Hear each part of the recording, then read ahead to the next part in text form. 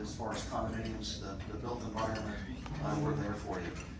Today's presentation is going to be on EV charging stations, a little bit, what sounds like a very simple process and project, but actually there's a lot of moving parts and a lot of pieces to it. So hopefully one.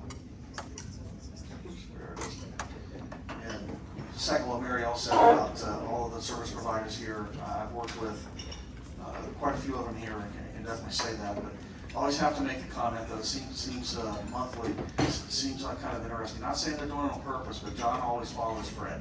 So I don't know. We'll read into that what you will. So what are we talking about today? So first off, we're going to go over what is an EV charging station, the different types of charging station, the power requirements, which is from a technical perspective really the big area that we have to deal with. Talk about a little bit about permitting. Very quickly, we'll go over some incentives, and the difficulty with incentives is they're really a moving target. So, I'm not even sure that the two slides that I have on incentives, I was looking at them last week. I'm not even sure that they're still entirely current. So, that's where this is still very much an evolving industry and technology. Then we'll talk about metering and payment options. I was talking to someone before the meeting about that. And then finally, just some general considerations. While my focus is on predominantly the technical side, for better or worse, there are a lot of other issues. There's the insurance issues a bit that have to be dealt with, and certainly the legal side. So hopefully, I'm going to put Peter on the spot and have him at the appropriate time make some comments. So, without further ado, so what is an EV charger and an EV charging station? So a little bit of terminology. The EV charger is actually a piece of equipment that's on the vehicle itself. And so every electric vehicle will have a charging station attached to it so that it knows and can communicate on how to charge appropriately for the battery. The EV charging station, called in the terminology EVSE, is really probably what we more think of as an EV charging station. It's that standalone pedestal that you see out there that has the gas-like hose coming off of it. And that tells that there has to be communication back and forth between the EV chargers and that's on board and the EV charging station. Fortunately, we're seeing at least a fair amount of some standardization there. There's still some issues. I won't get into particularly some of the details as far as connections and abilities to connect the various electric vehicles. I'm looking around the room. I think pretty much every one of us in here remembers the VHS beta competitions. Yeah. I think we've learned some lessons from that. I guess, okay, we got a couple folks that don't remember them, and definitely I see some in the back that don't remember that. Fortunately, I think that as an industry, we've learned some lessons from that situation and understand that it's best to work together with common technology to be able to drive the industry forward. So fortunately, we're not quite having as bad of a situation like we did with the VHS and beta. We can at least have compatibility when you have a charger. There's things that we can do.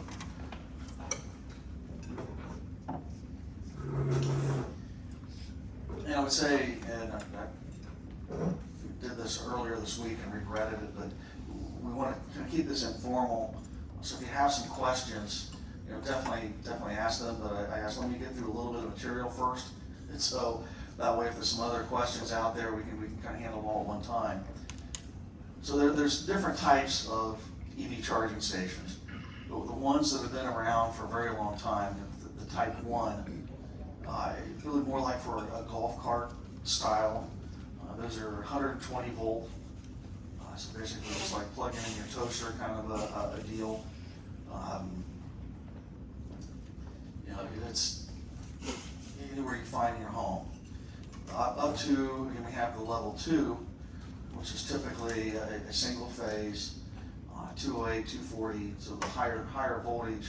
Again, this is what likely the service to your home, if you have a single family home, is, and this is where we're predominantly finding the chargers. Now, even within this level, within level 2, and we go to level 3, there's also other issues in classifications is what I'm looking for as to the speed of chargers. That is really where a lot of attention is being focused today. Obviously the goal is to get it down to the point where between the battery and the charger, we can get a charging. That's what I'm looking for. We can get a charge in a time frame that it takes for us today to fill up with a gas car. We're not there yet. We're a ways away, but there are some chargers out there that get amazingly close to that. Where it used to take hours and hours to charge. Now between some of the batteries technologies and some of the charger technologies, we're getting down to, I think the shortest time I've heard is about 30 minutes. But I will say, with that speed comes a cost of capacity. You have to have a lot higher amps in order to charge at those faster speeds. And that's usually most buildings a tight commodity, especially older buildings, and we'll get into a little bit more of a discussion on that. And to a lesser extent, but we're still seeing them out there, we're seeing the high voltage or the 480 volt, this is your high-rise condominiums. Some of your mid-rise condominiums is going to likely have a 480 volt service into the structure. And the issue is that the advantage is the higher our voltage, the lower the ampacity we can draw. And so a little bit more oomph with a higher voltage, so that allows us to kind of decrease the amp draws that we have. And so that's why we couldn't really do, if we had 120 volt, trying to charge a car at 120 volts. I mean, I know there's some technologies out there that are trying to do the plug-in technologies, some FPL stuff that's out there. But those, again, tend to be much longer charges versus being able to charge within a few hours.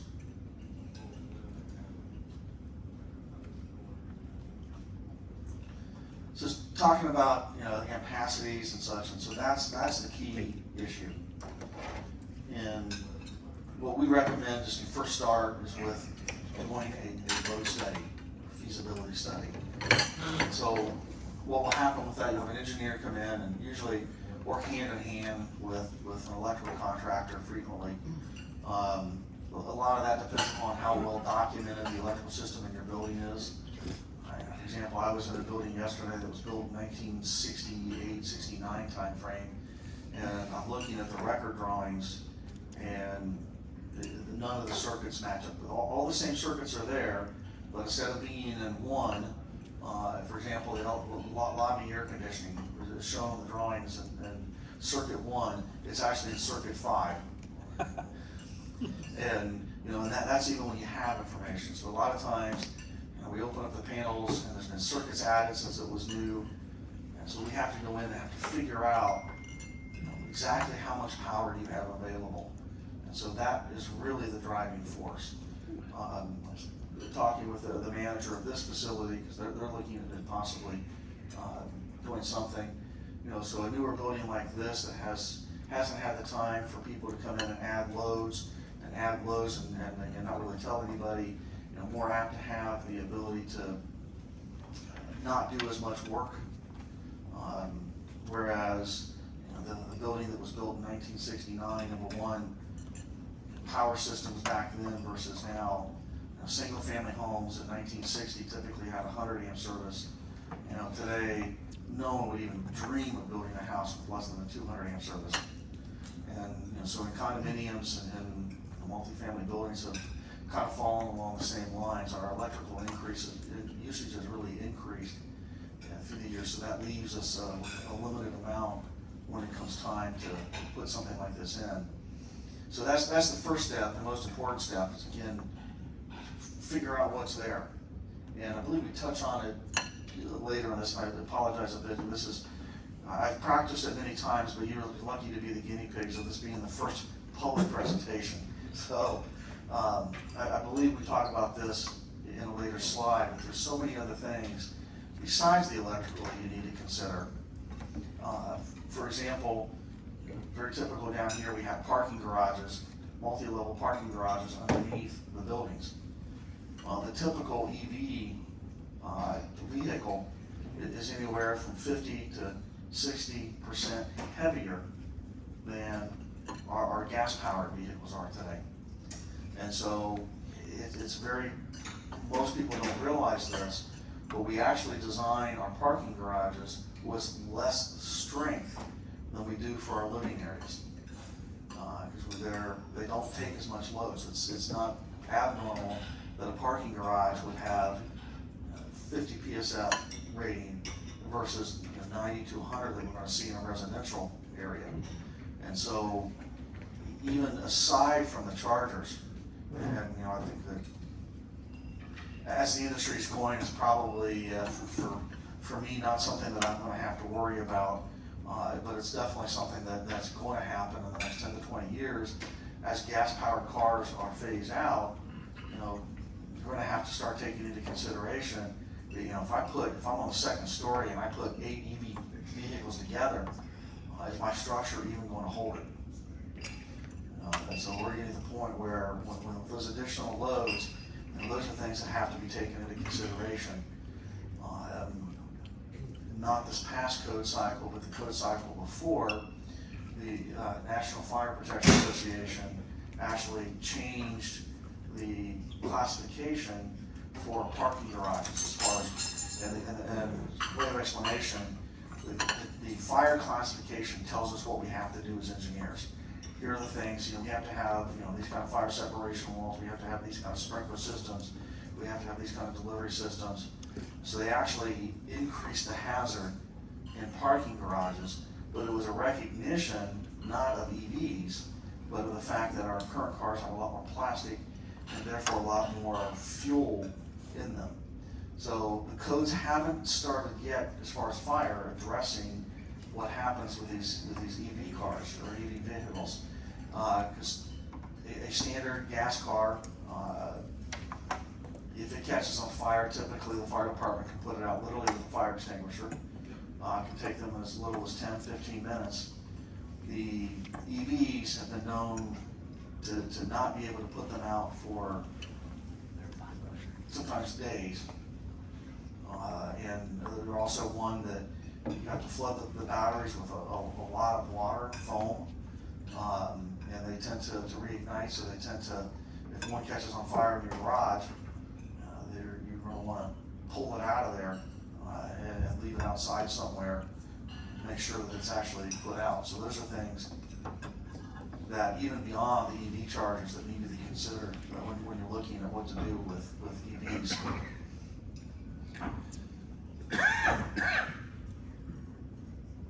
Let's kind of talk about some of that. Why do you want to do an assessment? In theory, we'll talk a bit about permitting. Theory, when they pull the permits, the person doing the plans examining is going to insist upon load calculations, is going to want to see all of almost your switch gear that, where your main service coming into the building is. They're going to want to see that that system has capacity in order to put the charger on. Okay, I say in theory because sometimes that gets blown through. And so if you do a study up front, you'll know exactly what your system's capable of doing and what it's not capable of doing.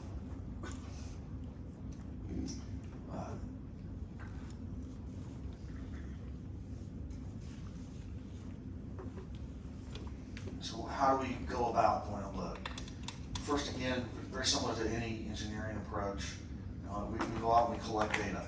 We look at your drawings, we see, if we can figure out what your electrical system, how your electrical system's laid out. Worst case, again, like I said, then we go out, take covers off of panels, start tracing wires down, so we can figure out exactly what the load is. Again, like I said, a lot of times with that, we will have to work with an electrical contractor, because my boss sometimes takes a dim view of me opening up electrical panels and playing in them. Again, at the end of the day, what the idea of that report is it tells us that we have this much spare capacity left. And it kind of becomes a association decision. How much of that power do we want to be able to dedicate to giving electric vehicle chargers? Because again, there's maybe other things that happen. You replace rooftop units, air conditioning units, and you need additional power there. Well, if you've already tapped out, you don't have the ability to do that. And that project then becomes very expensive. Or another thing to consider, what it could tell you is planning in the future. For example, right now, one of the things that I'm running across, fire pump replacements. A lot of buildings built in the 1960s with electric fire pumps. When I come time to replace them, and the fire department has a very unique kind of area within our codes. With the building department really can't force you to retrofit something. Handful of things, but for the most part, they can't force you to retrofit. The fire department has a lot more ability to make that happen. And so I'm running into situations now where our fire pump has to be so significantly upsized because the code has changed, that literally we're having to change out the switchgear or our main electrical service to the building. And so if you have a feasibility study, one, you'll know that that's a potential possibility. We can take that into consideration. But also at that time, if you have to do that, that's a time to consider increasing the capacity of your electrical service to make sure that you can put in some of the EV chargers.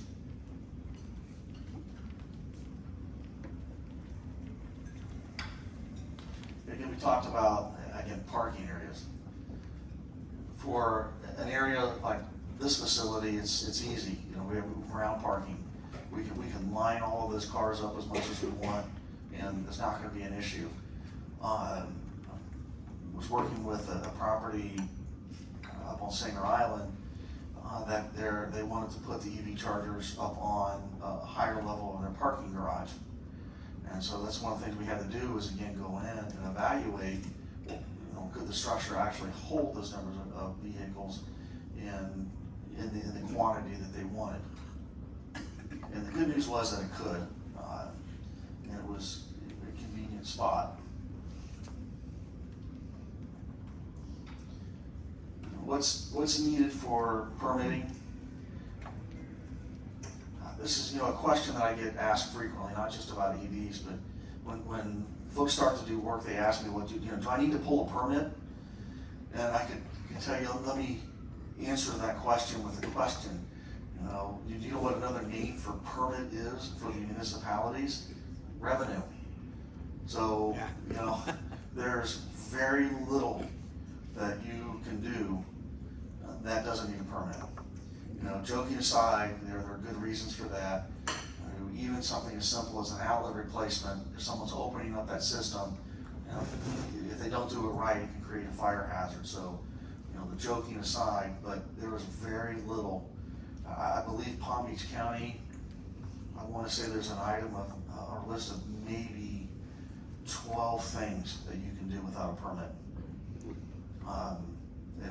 So pretty much if it's not on the list, you need it. So this is something that definitely will need to do permitting. And through that process, a lot of this will be flushed out. But the question, again, going back to the feasibility study, is do you want to do this one at a time, or do you want to have kind of a master plan where you can know exactly what's needed and how you can develop the number of chargers?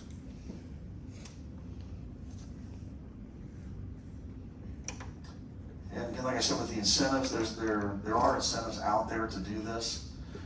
A lot of them are changing. I know just for EV ownership alone, unfortunately I know that they've changed some of the tax codes in the last year. And so this is, again, a moving target that I definitely urge. Understand that they're out there, but there are definitely things to look at to see.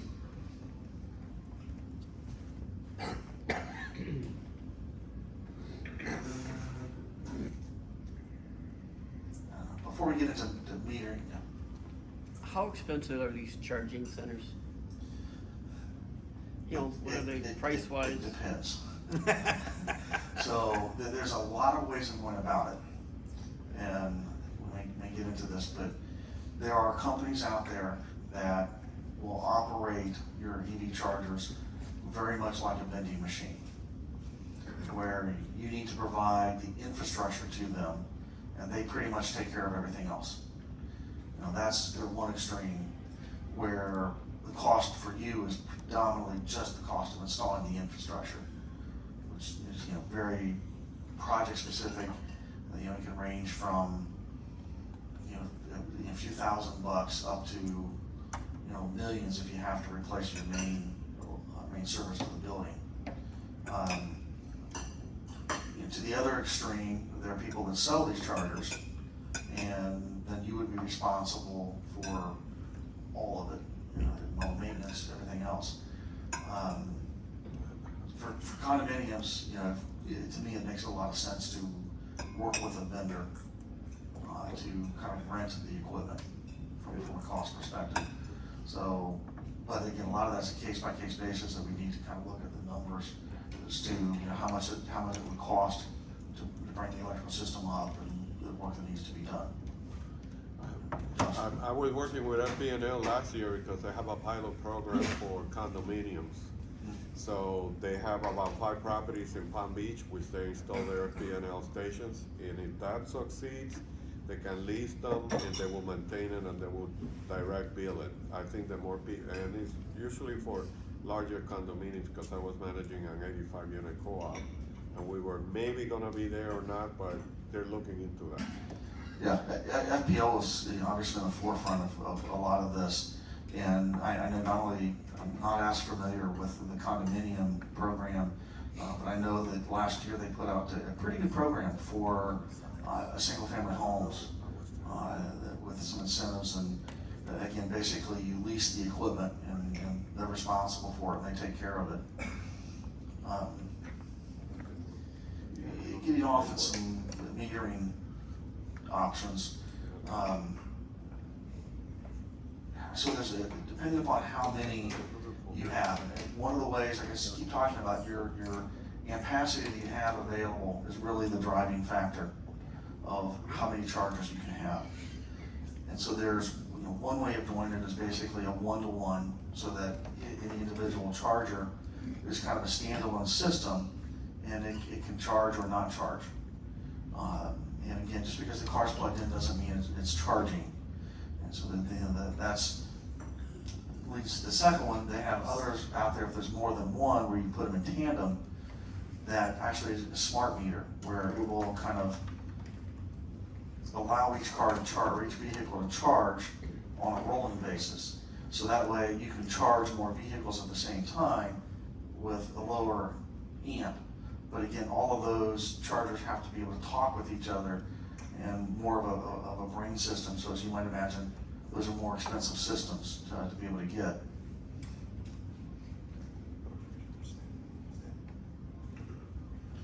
So again, some of the different payment options that are out there, and again, a lot of this, whether you do it yourself or you work with a vendor. And I'm pausing a little bit because one of the things to think about is how do you handle individuals. I'm trying to think of a good time to call on Peter here, because there is still a lot of legal stuff in this.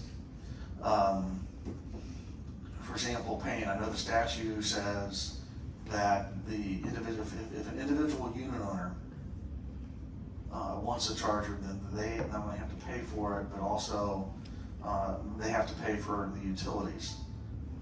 Yeah, that's correct. As far as the law goes on this, the law doesn't address anything that Dave's been talking about in terms of load and things like that. And the HOA law is silent. So there's nothing in the homeowner association law regarding charging stations. For condominiums, though, there's a specific statute. If anyone has a pencil or a pen, they want to write it down, and it's 718.113 subsection 8. Okay, relatively new, a few years ago. But basically what the statute says is any owner is permitted, notwithstanding what your declaration says, notwithstanding what your rules and regulations say, that any owner of a condominium unit who has a designated parking space, either designated by the association or designated as a limited common element space, is allowed to install an EV station or a natural gas fuel station. See, that's in the statute as well. We're not going to talk about that today. I don't think it has a peanut fuel station. But anyway, they can put an EV station, charging station in their space. There is an easement that's granted by law to them. They can't create irreparable damage to the property. It has to be sub-metered or embedded metered just to that owner. It has to be done in accordance with code. The association can promulgate reasonable architectural standards regarding the appearance of the charging station. That doesn't mean gold and ruby encrusted charging station if you live in Boca. Picked on Boca. But basically, the statute, it's one page, and it's not that difficult, to go through. You're allowed to put them in. Now, you have to use a licensed contractor, okay? The association can require that you have it insured. It can require that the association is named as an additional insured on that insurance policy. The owner is responsible for the cost of installation, maintenance, and repair of the charging station. If the owner decides later on that he or she doesn't want that charging station any longer, then they are allowed to take it out again at their cost, okay? Now, if the owner fails to maintain it, fails to repair it, the association can do it and assess them the costs, okay? And those costs are lienable through the association's lien authority in their documents. I don't want to take all of Dave's time here, but basically the statute is, the thing to remember is, if someone wants to put in a charging station, okay, don't immediately say no. You can't do it, because that's not the answer. Now, they do have to go through the code, so if the building, interesting question Dave raised, if the building, because it's an older building, or for whatever reason, can't handle the load capacity for this station, then I guess at the end of the day, they couldn't put it in because they couldn't comply with applicable code requirements, whether local, federal, state, whatever they may be. And the last point I'll make on this, the statute also provides that in addition to the owner being allowed to have a charging station with respect to his or her designated parking space, the association can add charging stations to the common elements, the general common elements, and it's not a material alteration to the common elements. Because generally something like that would be a material alteration needing an owner vote. But now the law has been changed to say that if an association wants to put in charging stations for the common use, they can do it, okay? They can also come up with a method or manner of how the charges are paid for those charging stations. They're not common expenses. So whatever system they use for payment for using those common charging stations, the association can determine how they're gonna do that. I don't have any clients yet that I'm aware that have done it, okay? I do have one client that got in a huge fight with an owner about putting a charging station in his space. I won't go into detail on that. It turned into a big to-do.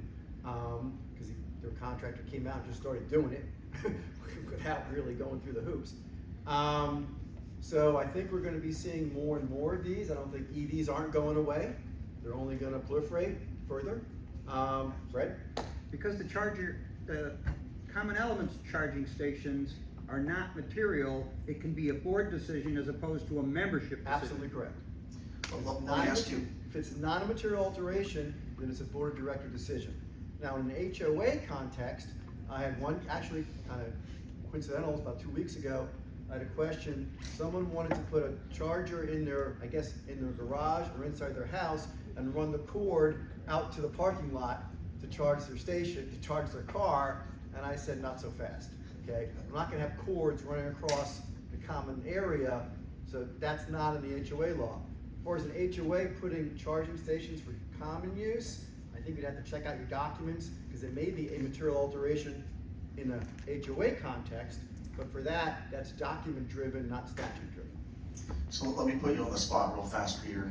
So a lot of what we're talking about here is for associations creating common EV charging stations. So what happens to an association that we create a common area association, charging area, and we have a unit owner come up and say, hey, that's nice, you got a common, I want one of my own parking space, can they say no? No, he is still permitted, he or she is still permitted to have their own. The association can put them in, but that doesn't preclude the owner from saying, hey, charging up over there, I want to charge at my own spot.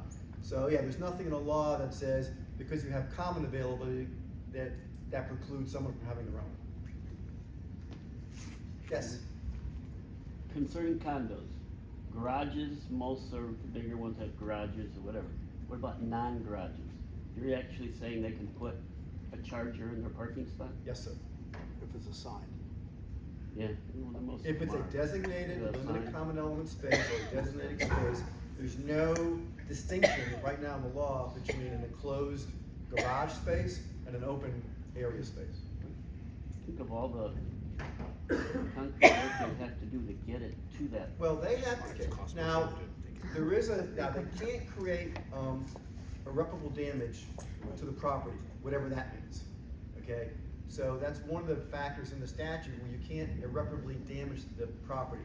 But assuming you can put it in, and put it in without causing the building to fall down, or the garage to fall down, or without, you know, I'm talking about parking lot. yeah, well, in a parking lot, you can dig it up and then I guess you can cover it up. You know, again, I haven't had too many of these yet, so I wish I'd give you some war stories, to get that one war story.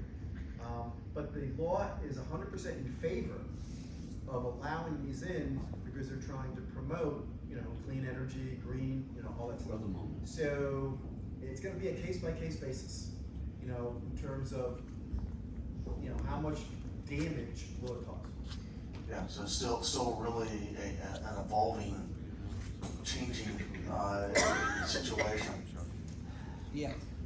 And actually it's perfect timing, because that's kind of where we were at anyways. Very association considerations. We talked about, again, I can't stress enough that structural analysis, if you have a multi-level garage. So our association consideration is fire suppression. And as far as I know, the code is, or I'm sorry, the statute and the code both are very silent on that. What about best practices or other besides water? I don't think the industry has really addressed it yet. It is a concern that I have in garage. I don't know how to beef Elon Musk have the, an answer? what's that? Does Elon Musk have an I doubt it. And that's one of the things where, again, you know, this is so new in what's happening, and I don't mean to sound crass about it, I truly don't. Even like storage areas where they're charging their, you know, liquor bikes. Again, the unfortunate thing, and we discussed this before, until someone is severely injured or there's a very big accident, I don't think the code's really gonna quite catch up fast enough. It will catch up. You know how I can find out more about that? The biggest thing as far when it comes to it is the NFPA, National Fire Protection Association. It actually has some standards when it comes to parking garage and, when I get back to my office, I'll look, and, because I've actually reviewed those codes, and I'll send it to you, because outside of EVs, one of the big questions we get is, you know, we're putting wood structures in our parking garages for individual unit owners to put storage in. You know, what kind of fire protection do we need from that? So those are questions that I've had, and I know that standard's there, but I also know that standard really hasn't caught up with what's happening in the world yet. Actually, a question for Peter. If there's a structural evaluation done and the building can't hold the load of all of these EVs, who do you tell can't have a car in their garage anymore? If it's, how do you say, sorry, you can't have that car because it's too heavy for the building? Is this the Hunger Games kind of a thing? Kind of, but I can see that coming down, because either you're going to really retro this garage really quickly, or you're gonna tell people you can't have that car, because the garage is gonna collapse. Yeah, well, again, that's a novel issue, so to speak. I think obviously safety would come first, okay? So if structural loads of EVs, then I think the association would be in a position to sit down, okay? They'd have to have a lot of engineering backup for it, okay? It can't just be, hey, I don't like EVs. I haven't had this come up yet. Yet. I think at the end of the day, though, I don't think the association would have to reinforce the building to accommodate an EV. Right? I can kind of imagine that. So we'll see what happens. I don't know, Dave, is that a realistic scenario? Yeah, see, and that's, again, the issues and concerns that I have, again, that haven't been addressed. Forget charging stations. What just happens when, now, instead of a few percentage points of vehicles out there that are EVs, we start getting into 20, 30, 40% that are EVs. And, then what do you do? I just forget, like I said, forget the charging stations. You have the ability to tell someone that they can't park on their spot. I don't think it's that, well, this is a bad analogy. Put me on the spot. A bad analogy. I mean, you go over bridges sometimes and there's signs on it, maximum load 13,000 pounds, 14,000 pounds. So trucks that weigh 20,000 pounds can't go over that bridge. So I don't think it'll be that much different. I mean, if it ends up with a serious structural engineering study that the capacity of this garage is X, and you all know what happened to Champlain, right? Horror story.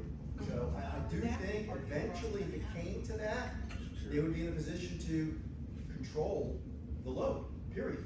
And we'll see what happens, but load capacities are not new. I mean, at least in public areas. I use the bridge as just an only example of popping my head. Yeah. But, so I think it would be the same thing. But again, it's still one of those that, we're still looking for that test case to figure it out. That So, parking garage in Lower Manhattan that collapsed last year, the first thing they brought up was how many EVs were in that garage that was 100 years old, a 100-year-old building. yeah, I remember the collapse. I don't remember what the end result was as far as why they decided it collapsed, but I do remember But this the will be collapse. something that cities and counties are gonna have to start considering, construction specifications, I guess, trying to project how many EVs might be in this building in the next 20, because you have to think ahead, right? That's a great point. Maybe now when they come up with their construction specs, and their building code specs, they're gonna have to consider that. Yeah, and they will. They'll have to. Yeah, they have to. They absolutely have to. And that is something that's, the problem is, again, the code changes happen very slowly for the most part. The only time, again, that we have real major, quick changes in the code is when we have things like Champagne Towers. We have a disaster, when we kill people, open up their eyes and say, well, we gotta do something about this. But for the most part, other than that, again, I know that there are people a lot smarter than me, a lot more involved in this than me, that see this coming as well and are raising the alarm. Quick question for you. Hypothetically, if, let's say today my board voted and wanted to move forward with putting in some common space outdoor electric chargers, but I still need to go through the feasibility study and all that, get it installed, what is the time frame from the board vote to move forward to a resident plugging in their EV charger? Ballpark.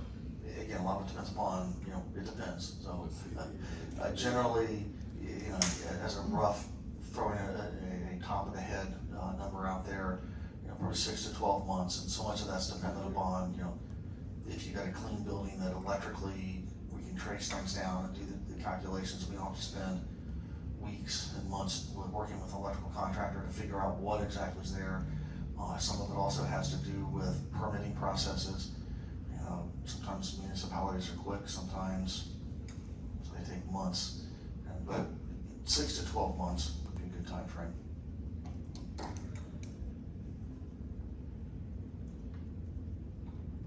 No other questions? All right. As usual, I say these, if you think of something afterwards, I think most people have my email address. If not, see me, and glad to give it to you. So if you have any other questions that come up later that you haven't thought about, or a situation arises, we're glad to be there to answer the questions. So hopefully what you take away from today is, this is still a developing subject. It's starting to mature. There are definitely some answers out there for things. But on the other side, unfortunately, there's also still a tremendous number of unknowns that we as an industry are working to try and resolve. So thank you for your time today and attention, appreciate it. Mariel, we ready?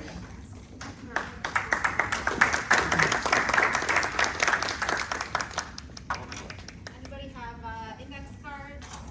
Welcome. Yeah. Perfect. Thank you.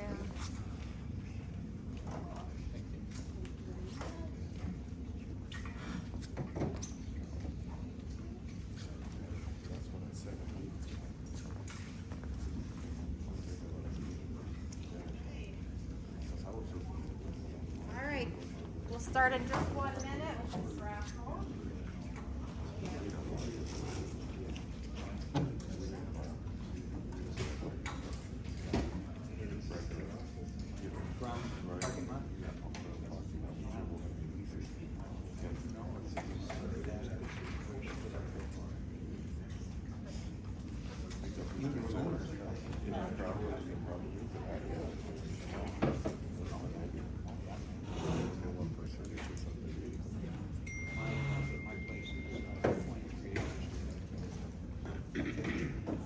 Just gonna give all of our folks a second to come back and join us. I just wanted to reiterate that, as you can see,